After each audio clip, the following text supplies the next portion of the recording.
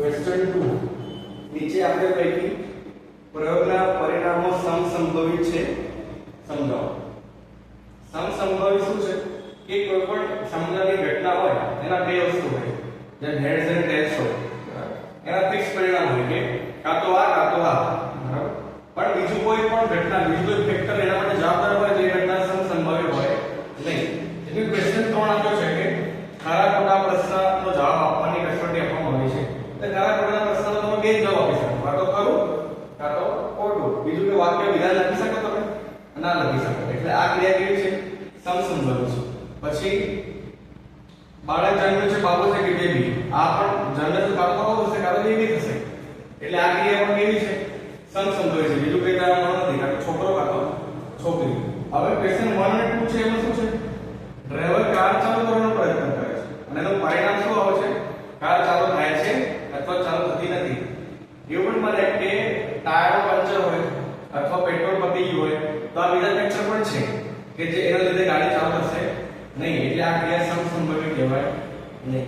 પછી ખેલાડી બાસ્કેટબોલને તાકીને બાસ્કેટમાં નાખવાનો પ્રયત્ન કરે છે, તે તાકીને બાસ્કેટમાં નાખે છે અથવા ચૂકી જાય છે. આ બે પરિણામ છે. પણ બીજા પરિણામ શું છે કે બાસ્કેટબોલ સામે ટીમ પણ હોય. હવે સામે ટીમનો ખેલાડી ગોલ કરતો રોકી પણ શકે છે. તો ત્રીજું ફેક્ટર થયું. એટલા માટે ત્રીજું ફેક્ટર આવી ગયું એટલે આ ક્રિયા સમસંભવિત નથી. બરાબર. હવે એના પછીનો ક્વેશ્ચન જોઈએ આપણે, ક્વેશ્ચન 3. તો શા માટે ફૂટબોલની રમતની શરૂઆતમાં દરેક ટુકડીને ગોલ મળવો જોઈએ તે નક્કી કરવા સિક્કાને ઉછાળવો નિષ્પક્ષ ક્રિયા છે એવું વિચારે છે. કેમ નિષ્પક્ષ ક્રિયા છે?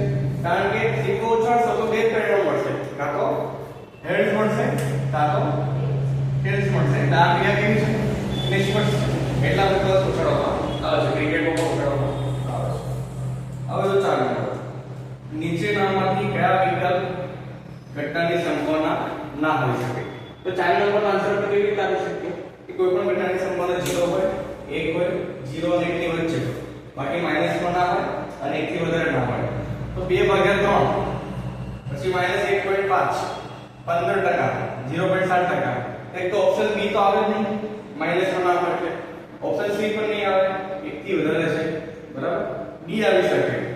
બરાબર. હવે નીચે એક પૂછ્યું શું છે? નીચેનામાંથી કયા વિકલ્પ ઘટનાની સંભાવના ન હોઈ શકે? તો 2/3 કરો તો 2/3 નો જવાબ તમે જોશો કેવો હશે? 0.6 ની આજુબાજુ હશે. 0.6 સમથિંગ. એટલે એ હોઈ શકે છે.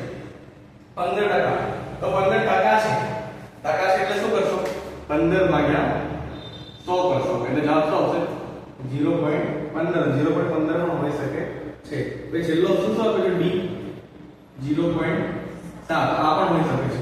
આ પણ હોઈ શકે છે. પછી 2/3 પણ હોઈ શકે છે.